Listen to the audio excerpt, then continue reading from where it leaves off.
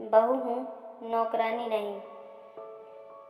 सुमन रसोई में खाना बना रही थी, तभी उसने सुना अपनी सास की आवाज़, जो अपनी नाती नातनी से कह रही थी, तुम तीनों कमरे में जाओ, सबको नाश्ता और खाना बिस्तर पे मिल जाएगा। खा के प्लेट वहीं रख देना, तुम लोगों को सिर्फ पढ़ाई करनी है, कोई काम नहीं करने।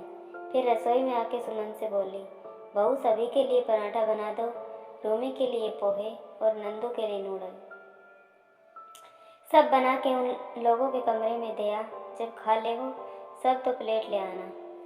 जी मम्मी जी। सुमन ससुराल आई थी। वैसे वो अपने पति के साथ रहती है, लेकिन कुछ महीने में वो ससुराल आ जाती है। उसे ग्रामीण परिवेश अच्छा लगता था शुरू से। वो पली बड़ी हमेशा शहर में रही। शहरी भागम भाग से उसे चिढ़ होती, इसलिए गांव से आकर्षित करता। गांव में उसके ससुर और सास रहते थे। ननद की शादी पास के गांव में हुई थी। वैसे तो ननद की शादी को बहुत साल हो गए थे, लेकिन ननद महीने में 20 दिन मायके में ही रहती थी। 3 बच्चे थे उनके। बड़ी बेटी सुबी 16 साल की, रूमी 14 साल की और सबसे छोटा बेटा 11 साल का।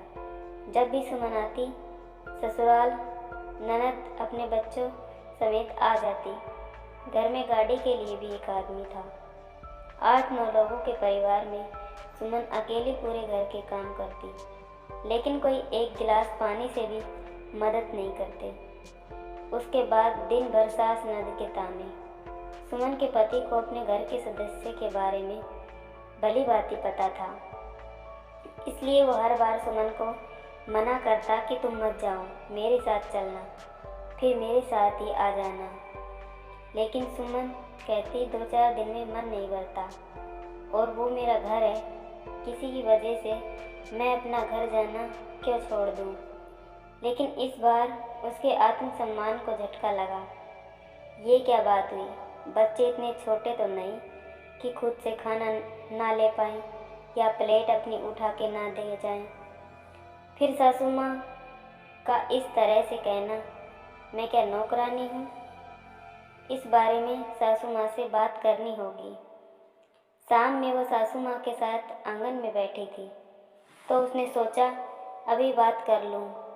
उसने कहा, मम्मी जी, सभी बच्चे से आप कहे खाना खुद से लें और अपनी अपनी प्लेट खुद से साफ करें, नहीं तो रूमी को बोलिए वो अपने भाई बहन का प्लेट साफ करके रखे।